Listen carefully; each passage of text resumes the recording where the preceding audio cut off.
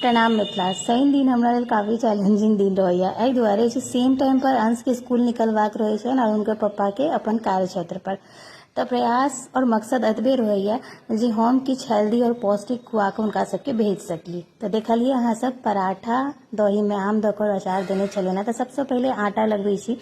आटा अगर 1 गिलास लै छियै तऽ ओकर आधा से भी कम यानी 1/3 कहि सकै छी ओते बेसन दऽ रहल छै। तकर बाद में मंगरई और जमाइन, तकर बाद काला नून दऽ रहल छी। अहाँ सब सादो नून दऽ सकै छी। काला नून के एकटा अलग स्वाद अबै छै, तऽ हम काला नून जे छै से पराठा में इस्तेमाल करै छियै।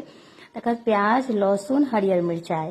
हरियर मिरचाई अहाँ के बच्चा नहीं खाइत हुए तऽ अवॉइड कऽ सकै छी। ई देखियो पनीर अछि जे क्रश कयल अछि, साथ में एहिमे उसनल आलू अछि। ई दुनू के बढ़िया से चॉपर में क्रश कऽ लेलहुँ हैं। तकर बाद हल्का नाम मात्र तेल, जैसे कि पराठा कनी कुरकुरा होय, और कनी चिली फ्लेक्स ऊपर से दऽ देलियै कियाकि कनी चटगर बनै छै। अंश खा लै छै दही वगैरह के साथ दै छियै तऽ हम एना बनाबै छी। आब सबटा के खूब नीक से पहिले अपना सबके मिला लेबाक अइ, तकर बाद में आटा सान कऽ तैयार भऽ जायत। तऽ देखलियै सबटा चीज में पौष्टिक छलैया। अहाँ चाहे तऽ एहिमे गाजर वगैरह भी किछु किछु ऐड कऽ सकै छी। हमरा एखन नहीं छलै तऽ नहीं ऐड केलहुँ हैं। तकर बाद में सबटा के पराठा बना लेबै।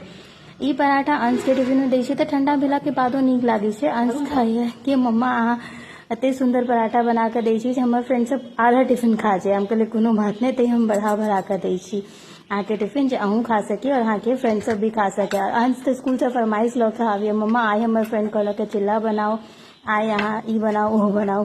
खैर हमर तऽ एतबे प्रयास रहैया जे नीक चीज खुआ सकी बच्चा सबके। तो देखियो पराठा सेक रहल छी और बारी बारी से पराठा के सेक लेब।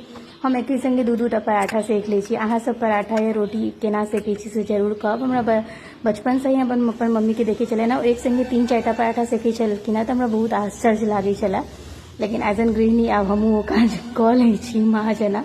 तकर बाद एहि पराठा में हम सवेरे के टाइम में बहुत बेसी चपचपा कऽ नहीं, लेकिन हल्का हल्का घी लगा दै छियै।